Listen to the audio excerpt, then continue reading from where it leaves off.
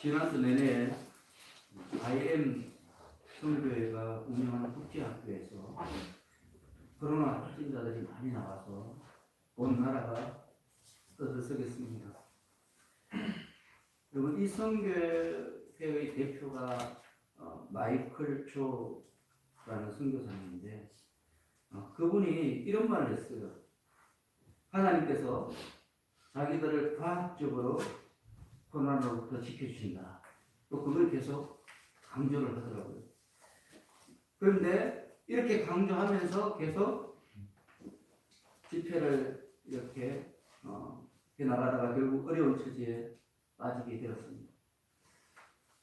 여러분, 우리 온 국민들은 코로나 때문에 생업을 중단하고 또 5인 이상 사적인 모임을 자제하면서 큰 희생을 치르고 있는데 자기들은 코로나에 안 걸린다고 단속을 피해서 몰래 모이다가 코로나 확진자가 수백 명 나왔으니 그들로 인해서 교회가 적폐 원상으로 지탄받게 된 거죠. 참 부끄럽습니다. 이번만큼 예수 믿는 사람으로서 부끄러운 적이 없었던 것 같습니다. 보도 내용이 어디까지 사실인지 잘 모르겠습니다. 그런데 한 가지 분명한 것은 방역을 철저히 하지 않으면 누구든지 코로나에 걸린다는 거예요. 그걸 아셔야 됩니다. 조심하지 않는데 성도라고 하나님께서 코로나에 걸리지 않도록 성령의 권능을 사용하시지는 않는다는 거죠. 우리 그걸 알아야 되죠. 여러분, 우리가 성도로서 갖게 되는 어떤 치유, 기적, 축사, 또 지혜, 이런 성령의 은사는요, 반드시 하나님의 사랑과 공의 안에서 하나님의 영광을 드러내고 복음을 전하고 생명을 살리는 데에만 사용해야 돼요.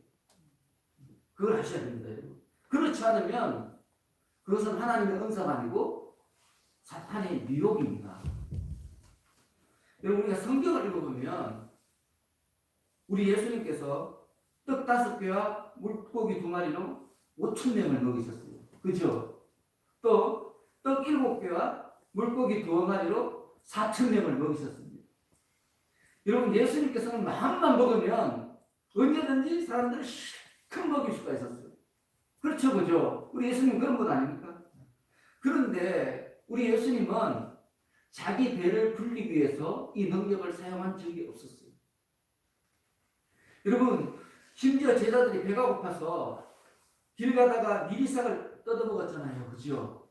그런데 그때도 우리 예수님은 자신의 능력을 사용하지 않았습니다.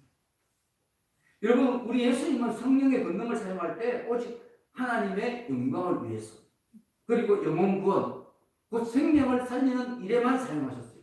그 위에는 사용한 적이 없다는 거죠. 여러분, 우리 예수님께서 성령의 권능을 사용하는 그 기준은 뭔가 하면 교회와 성도에게 유익이 되느냐, 그게 바로 기준이었어요. 우리 예수님의 기준. 여러분, 우리 사도 바울도요, 죽은 사람까지 살리는 능력이 있었어요. 그렇죠, 그분에게는. 그런데 자기의 질병은 고치지 않았어요. 의사 누가가 계속 대동을 했습니다. 여러분, 사도 바울의 제자 디모데에게 병이 있었어요. 병. 그런데 성령의 권능으로 디모데의 병을 안 고쳐줘요. 사도 바울이요.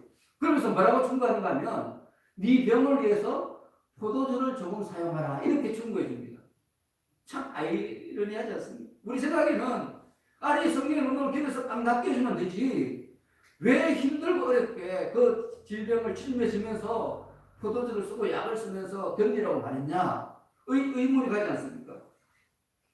그리고 성경은 우리에게 뭘 말하는가 하면 하나님의 권능은요, 사적으로 쓰면 안 된다는 거예요. 개인의 유익을 위해서 쓰면 절대 안 된다는 거예요. 오직 하나님의 영광, 복음을 전하고 생명을 살리는 일에만 사용해야 돼요. 성경이 그걸 또 강조하고 합니다. 그런데 너무 많은 사람들이 성령의 은사를 받으면 자기가 특별히 더 기도 많이 해서 특별히 더 정성이 있기 때문에 하나님이 주셨다고 생각해요. 여러분, 그렇게 생각하니까 성령의 권능을 마치 자기 것처럼 막 사용하고, 자기 것처럼. 마치 자기가 성령의 주인인 것처럼 그렇게 행동을 해요. 너무 많은 분들이. 그리고 이 성령의 권능을 가지고 뭐라고 말하는가 하면 선교한다, 구제한다, 교회를 위한다 하는 이런 탈을 쓰면서 막 자신의 유명세와 돈벌이로 사용합니다.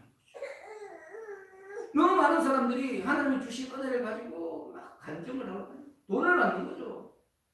여러분 간증 이렇게 초청하면요 그냥 와서 해주는 게 아니에요. 여러분 수백만 원, 어떨 때 수천만 원을 줘야 돼요. 여러분 하나님이 주신 은혜를 무슨 수단으로 삼아요? 자기의 유명세와 자기 돈벌이 수단으로 삼는 거예요. 그러면서 그렇게 돈을 모아서 뭐라는가 하면 큰 기도원을 세워요. 그리고 돈을 끌어모으는 거죠. 큰 교회를 세워요. 안전하게 목회를 하는 거예요.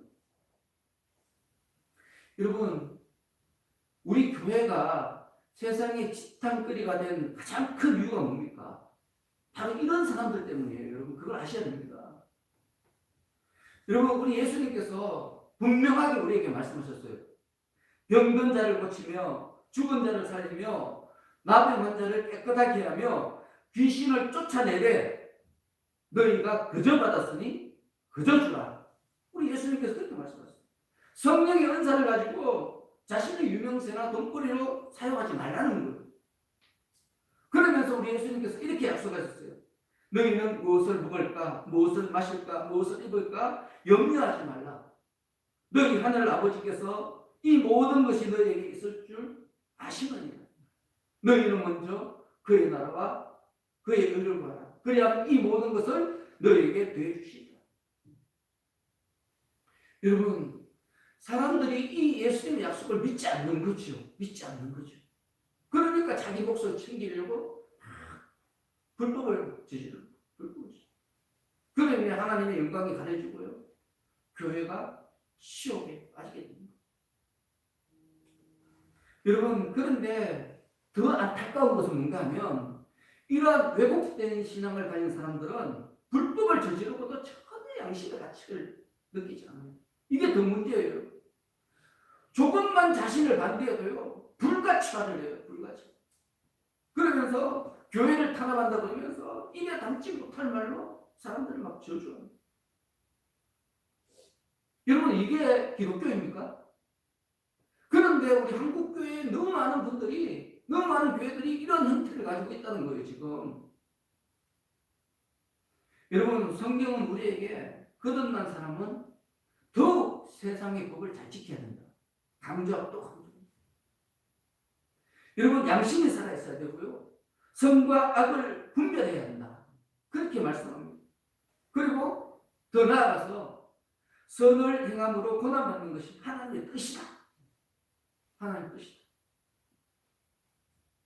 여러분 저는 이번 코로나 사태로 인해서 교회에 붙어있는 기생충 같은 그런 사람들이 다 떨어져 나가기를 위해서 기도하고 있습니다. 여러분 차라리 교회가 세상으로부터 더 지탄받았으면 좋겠어요. 그러면 그 사람들 다 떠나갈 거 아니에요. 교회에서 돈벌이 할 게 없으니까 교회에 있으면 자기들도 욕먹으니까 다 교회를 떠나서 다른 이단을 만들든지 다른 곳으로 다 갈 거 아닙니까? 그래서 그를 통해서 교회가 새롭게 정화되기를 간절히 소원하고 있습니다. 여러분 우리 기독교 신앙은요 절대 잘 먹고 잘 살기 위해서 믿는 게 아니죠. 그죠? 여러분 중에서 혹시 잘 먹고 잘 살기 위해서 좀 더 이 땅에서 평안하게 살기 위해서 예수를 믿는다면 그것은 아주 잘못 믿는 겁니다. 우리 예수 믿는 것은 그 반대예요. 반대. 이 땅에서 희생하고 양보하고 선하게 살고 나그네와 같이 살기 위해서 예수를 믿는 거죠. 왜입니까? 이유가 뭐죠? 우리가 원하는 것은 이 땅에 있는 것이 아니기 때문입니다. 그렇지 않습니까? 그래서 오늘도 우리가 성경을 배워줘요. 성도로서 어떻게 하면 다른 삶을 살아갈 수 있을까? 어떻게 살아가는 것이 진짜 성도의 삶인가? 세상의 삶과 너무 다르니까 매 주일마다 또 성경 공부를 통해서 우리가 하나님을 배우고 또 배우고 또 배우는 거죠. 그걸 통해서 우리가 진정한 성도의 삶을 살아가는 거죠. 여러분 오늘 본문도 우리 성도들이 선을 행함으로 고난을 받는데 그때 우리는 어떤 마음으로 자신을 가져야 되는가? 여러분 지금 베드로 사도가 계속해서 강조하죠. 같은 말을 강조하고 또 강조하고 또 강조하고 앞에서 다 했던 말이에요. 근데 또 하고 있잖아요.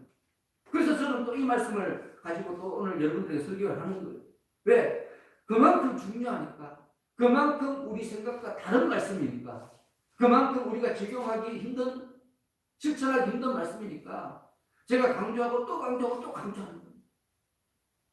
여러분 우리 17절 하겠습니다. 17절 시작. 하나님의 집에서 심판을 시작할 때가 되었나니 만일 우리에게 먼저 하면 하나님의 복음을 순종하지 않는 자들의 그 마지막이 어떠하며. 여러분 이 17절 말씀은 16절 말씀에 대한 이유예요. 이유에 대한 설명인데 여기에서 하나님의 집에서 이 말은 무슨 말인가 하면 좀 더 정확하게 말하면 하나님의 집에서부터 이런 뜻이에요. 하나님의 집에서부터.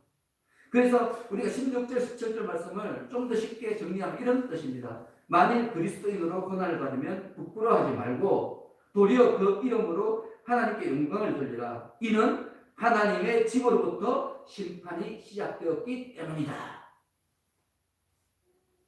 그러면서 이어서 베드로가 뭐라고 말하는가 하면 만일 우리에게 먼저 하면 이렇게 말씀하고 있어요. 만일 우리에게 먼저 하면. 자, 이 말씀은 뭔가 하면 하나님의 심판은 교회로부터 시작해서 이후 복음을 순종하지 않는 자들에게 임한다는 거예요. 하나님의 심판을 믿지 않는 사람들보다 누가 먼저 받는다고요? 우리 성도들이 먼저 받게 된다는 거죠. 여러분 처음 듣는 말이죠. 그죠? 처음 듣는 말이죠. 믿지 않는 사람들보다 우리 성도들이 먼저 하나님의 심판을 받는다는 거예요. 여러분 그런데 우리가 아는 건 너무 다르잖아요. 우리 예수님은 반대로 얘기했죠. 우리 예수님께서 이렇게 말씀하셨어요. 내가 진실로 진실로 너희에게 이르노니 내 말을 듣고 또 나 보내신 이를 믿는 자는 영생을 얻었고 심판에 이르지 아니하니 사망에서 생명으로 옮겼느니라. 예수 그리스도를 믿으면 심판을 받아요, 안 받아요? 안 받죠, 안 받죠. 그런데 지금 본문에서는 심판을 먼저 받는다 말하죠, 그죠? 그리고 사도 바울도 이렇게 말했어요. 그러므로 그리스도 예수 안에 있는 자에게는 결코 정죄함이 없나니 이는 그리스도 예수 안에 있는 생명의 성령의 법이 죄와 사망의 법에서 너를 해방하였습니다. 분명히 우리 예수 믿는 사람은 심판을 받아야 안 받아요? 안 받아야 정상이죠, 그죠? 그래서 오늘 본문의 심판은 예수님의 재림 때 있을 심판이 아니라는 거죠. 그건 확실한 거죠. 그래서 이 심판은 뭐예요? 12절에 나타난 심판입니다. 너희를 연단하려고 하는 불시험. 이 불시험을 심판으로 표현하고 있는 거죠. 여러분 우리가 예수를 믿잖아요. 그죠? 근데 예수를 믿고 난 뒤에 만일 우리가 완전하게 의로운 삶을 살 수 있다. 그렇다면 우리 삶 가운데 연단이 필요할까요? 필요하지 않을까요? 우리가 예수를 믿고 난 뒤에 안전한 의로운 삶을 자동으로 살 수 있다면 우리에게 연단이 필요가 없어요. 연단할 이유도 없어요. 그런데 우리 성도들이 예수를 믿고 제사함을 받고 그러면서 새 사람이 되었다 하더라도 여전히 죄 속에 가면서 죄를 짓기 때문에 우리 하나님께서 우리를 연단하십니다. 죄에 빠지지 말라고. 여러분 우리가 예수를 믿으면서 소유하게 되는 것이 죄사함이에요. 죄사함. 그런데 이 죄사함은요 우리의 죄가 사라졌다는 뜻이 아닙니다. 제가 강조하고 강조하는데 아직도 잘 모르는 분들이 많아요. 우리가 죄사함을 받았다는 것은 우리 죄가 사라졌다는 것이 아니라 우리 예수님께서 우리 죄를 대신 져주셨음을 우리 하나님께서 인정해 주시는 거예요. 그래서 우리가 죄값을 받지 않는 거죠. 또 거듭난다는 말은요 여러분 우리의 성품이 변화되어서 더 이상 죄를 지을 수 없는 존재로 변화되는 게 아니에요. 그렇게 믿는다면 그것은 큰 착각입니다. 여러분 거듭난다는 말은 뭔가 하면 지금까지 지은 모든 죄를 사함받고 의로운 삶으로 이제 삶이 새롭게 시작되었다는 거예요. 거듭 시작되었다는 거예요. 시작된 거. 그런데 문제는 우리가 여전히 죄악 속에 가기 때문에 죄를 지을 수밖에 없는 게 이게 문제죠. 우리 성도의 가장 큰 문제는 그거예요. 거듭났으면 거듭난 사람으로서 삶을 살아야 되는데 근데 문제는 거듭난 우리가 사는 이 환경은 거듭난 환경이 아니라는 거예요. 여전히 옛 환경이에요. 죄된 환경이에요. 그래서 거듭난 우리가 살기에는 너무 힘든 것이죠. 그래서 우리 하나님께서 우리를 훈련시키는 거예요. 훈련시키는 거예요. 여러 가지 고난으로 여러 가지 상황을 통해서 연단하는 거예요. 진짜 성도로서 거듭난 성도로서 우리가 살 수 있도록 우리를 연단을 하시는 거예요. 그래서 우리 예수님께서 우리 하나님께서 때로는 우리가 치욕을 당해도 그냥 두시는 거예요. 지금 보십시오. 한국교회가 얼마나 큰 치욕을 당합니까? 제가 목사라는 게 부끄러워요.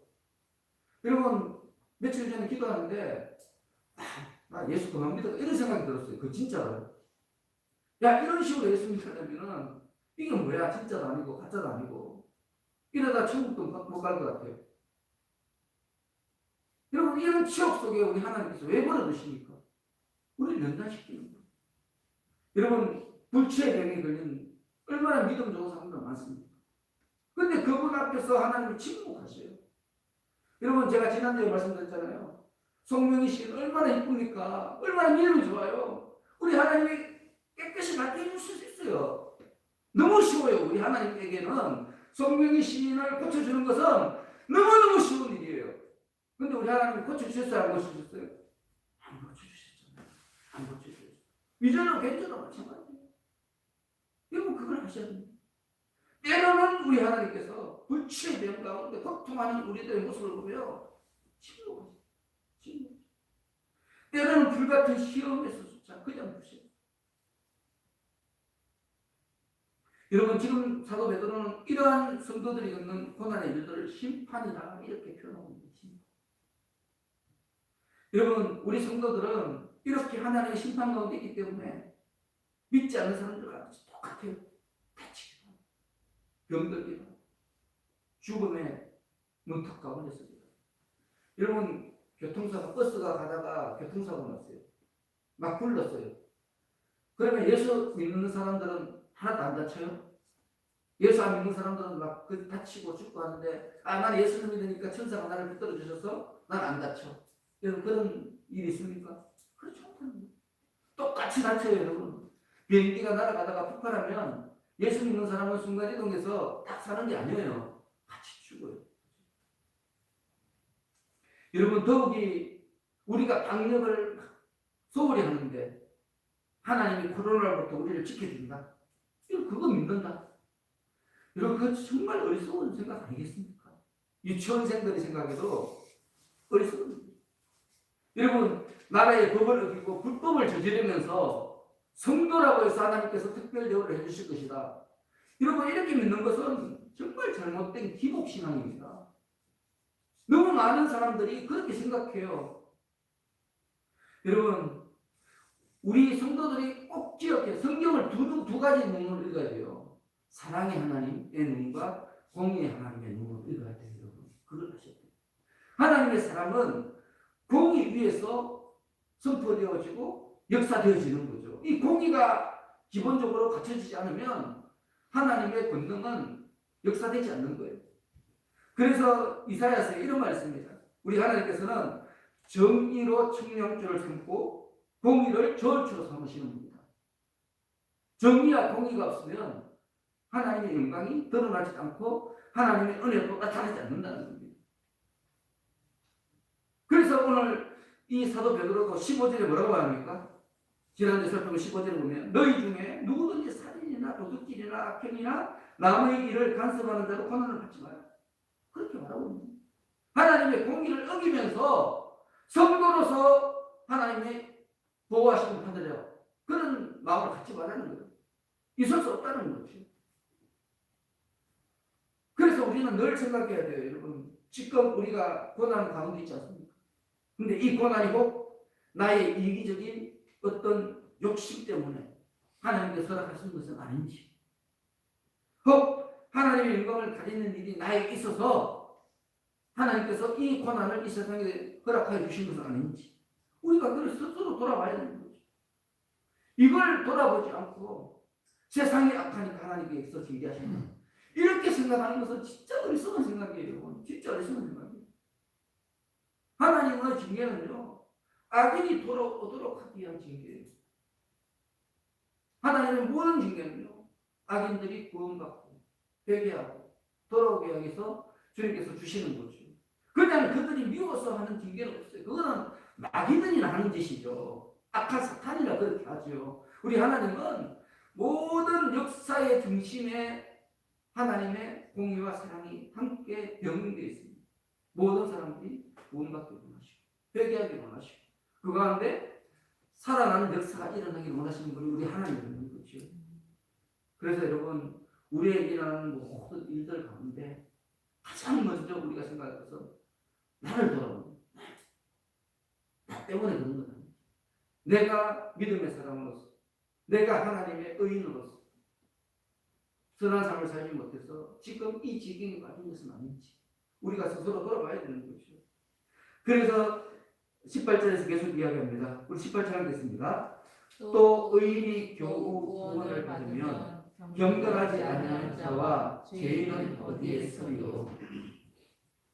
여러분 성도들이 구원받기 위해서 이토록 힘겨운 과정을 거쳐야 한다면 마지막 심판 때에 믿지 않는 자들은 얼마나 더 큰 고통과 괴로움을 받겠느냐. 지금 우리 성도들에게 말하는 거죠. 묻는 거예요. 야, 너 지금 예수 믿는 거 힘들지. 그런데 믿지 않는 사람들은 너보다도 수백 배, 수천 배, 수만 배 더 큰 어둠을 가져. 지금 그걸 말하고 있는 거예요. 그렇기 때문에 너희들은 복음에 순종하지 않는 자의 미래가 이래야 하는 것을 생각하면서 그들에 대해서 불쌍한 마음을 가지는 거예요. 지금 베드로사도 우리에게 그걸 요구하는 거죠. 하나님의 택하신 성도답게 그들을 위해서 기도하고 동시에 부지런히 선을 행하고 복음을 전하고 그를 통해서 그들을 영원한 죽음에서 건져내라는 거예요. 우리에게 그걸 요구하는 거예요. 그런데 여러분 우리가 그렇게 하지 못하고 있으니까 가슴이 아픈 거죠.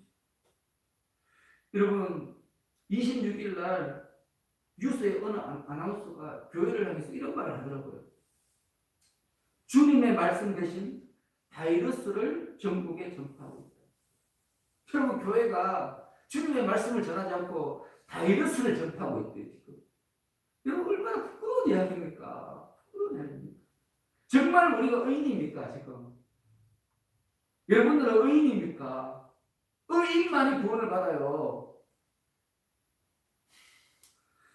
여러분 마지막으로 19절 하겠습니다.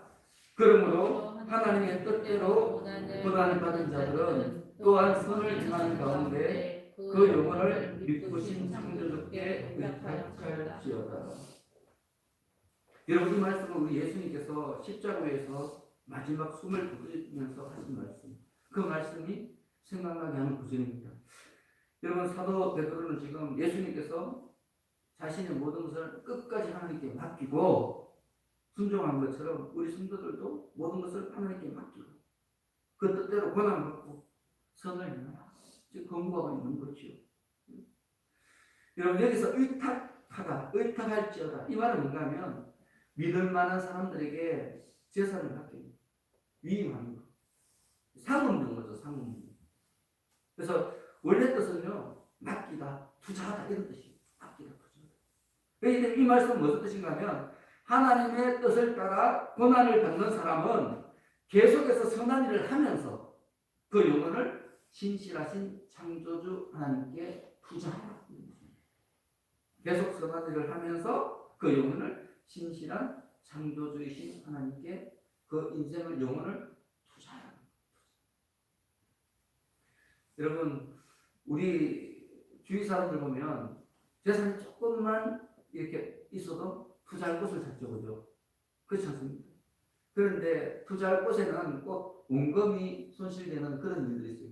이문이 많으면 많을수록 특히 주식이나 펀드 이런 데 보면 원금을 이렇게 보호해 주지 않아요. 언제든 원금을 다 까먹을 수 있는 거죠. 그래서 이자가 높죠. 그죠? 다른 것보다, 은행보다. 그런데 지금 이 시대는 정말 불확실한 시대 아닙니까? 너무 힘들어요. 투자하는 것도 힘들고, 안전하게 하는 은행에 넣으면 이자가 1%도 안 되고요.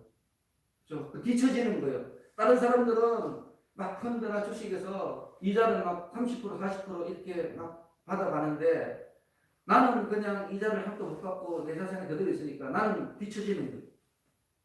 다른 사람들은 집이 있어서 집값이 1억, 2억 오르는데 나는 죽도록 해서 1년에 1,000만 원도 못 모는데 동시에 순간적으로 어떻게 해요? 상대적으로 나는 비춰지는 거예요. 그 사람들은 어찌하든지 좀 좋은 투자처를 찾아서 막 이렇게 관심을 가지고 찾아다닙니다.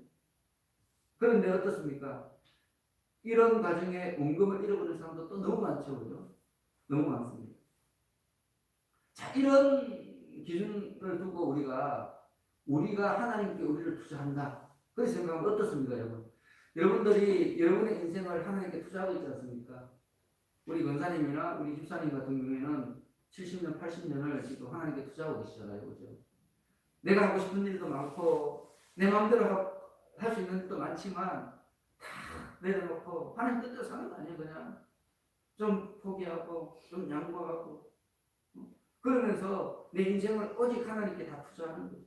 여러분, 이렇게 우리가 하나님께 인생을 투자하고 있는데, 우리의 인생의 투자처로서 우리 하나님 어떠시 하신가? 여러분, 그 분석을 하셔야 됩니다. 그렇지 않습니까? 아니, 펀드 하나 투자하더라도 분석을 못하면 망하는 거예요, 여러분. 원금 다 잃어버려요. 그런데 우리 하나님께 우리 인생을 투자하면서 하나님에 대해서 아무런 연구도 하지 않고, 조사도 하지 않고, 진짜 하나님이 우리에게 안전한 투자처인지 확신도 없이 우리 인생을 하나님께 맡긴다는 것은 정말 어리석은 일이죠. 그죠? 어리석은 일입니다. 그래서 우리는 우리 하나님께서 얼마나 믿을 만한 분인지, 얼마나 우리가 투자하기에 적합한 분인지 우리가 찾아내야 되는 거죠. 그리고 그 확신을 가지고 더 담대하게 우리의 삶을 하나님께 투자해야 되는 거예요. 그게 진짜 믿음이죠. 진짜 믿음. 그래서 우리가 이런 하나님에 대해서 무엇을 통해서 신뢰할 수 있는가 하면 성경 말씀, 그리고 먼저 우리 하나님 믿은 사람, 그 사람들의 증언을 통해서 우리가 하나님에 대해서 더 신뢰할 수 있죠. 여러분, 성경 잠언 3장 5절 6절에 이런 말씀을 합니다. 정말 제가 좋아하는 말씀인데요. 너는 마음을 다하여 여호와를 신뢰하고 내 명철을 의지하지 말라. 너는 범사의 그를 인정하라. 그리하면 내 일을 기도하시리라. 우리 하나님은 우리가 우리의 마음을 맡기고 우리의 삶을 맡기면 우리 하나님께서 우리의 삶을 치료해 주십니다. 가르쳐 주십니다. 얼마나 좋습니까? 하나님께서 강제로 너 이렇게 저렇게 이렇게 하지 않았어요. 우리 하나님 너무 인격적인 분이라 너 이렇게 하는 것이 좋지 않겠니? 너 한번 생각해봐라. 너 이렇게 사는 것이 더 멋진 삶이 아니겠니? 다시 한번 마음속으로 생각해봐라. 우리 하나님 그러시는 거예요. 야, 너 이 일이 바른 길이 이리 가. 너 저리 가. 이렇게 하지 않는다는 거예요. 너무너무 인격적인 거예요. 그래서 나는 우리 하나님이 너무 좋아요. 근데 우리 믿음의 선배들도 우리 하나님께서 이러하신 분임을 깨달았어요. 그래서 너무 많은 분들이 좋은 간증을 많이 했어요. 저는 많은 간증 중에서 제가 너무너무 사랑하고 또 가슴이 뜨거워지고 본받고 싶은 간증이 있어요. 그게 뭔가 하면 홀리갑이라는 속사도의 간증입니다. 그분은요, 자기를 죽이려는 사람들 앞에서 예수를 안 믿겠다고 한 번만 말하면, 지금 한 번 말하고 나가서 믿어도 돼. 근데 지금 딱 한 번이라도 말하면 내가 너를 살려주겠다. 이렇게 말할 때 우리 홀리갑이 뭐라고 말합니까? 이렇게 말합니다. 예수님께서 내가 사는 86년 동안 단 한 번도 나를 모른다고 하지 않으셨는데 내가 어떻게 그분을 모른다고 하겠느냐. 여러분, 얼마나 멋진 그런 고백입니까? 얼마나 하나님에 대한 확신이 있는 그런 고백입니까? 여러분, 우리가 진정으로 우리 인생을 하나님께 투자하려면은 홀리갑처럼 확신이 있어야 돼요. 그게 없으면 투자할 수가 없는 거죠. 그래서 예수 믿으면서 이쪽에 기웃거렸다가 저쪽에 기웃거렸다가 다른 사람이 이야기하면 지금 막 세상 사람들이 교회 욕하니까 야, 교회가 엉터리 아니야? 야, 교회 다니는 거 숨겨야 되겠다. 자꾸는 생각이 듭니다. 진정한 투자처로서의 하나님을 잘 알지 못하기 때문에. 그래서 여러분, 우리가 하나님을 아는 것이 중요해요. 그를 통해서 우리의 진짜 투자처가 하나님이심을 확신하는 것이 중요해요. 그럴 때 우리가 고난 가운데서 선언할 수 있는 거죠. 이런 취업 가운데서도 예수님 이름을 붙들 수 있는 거예요. 여러분, 우리 기독교 신앙은 어떤 무슨 의식이나 어떤 율법이나 규례나 그런 것이 아닙니다.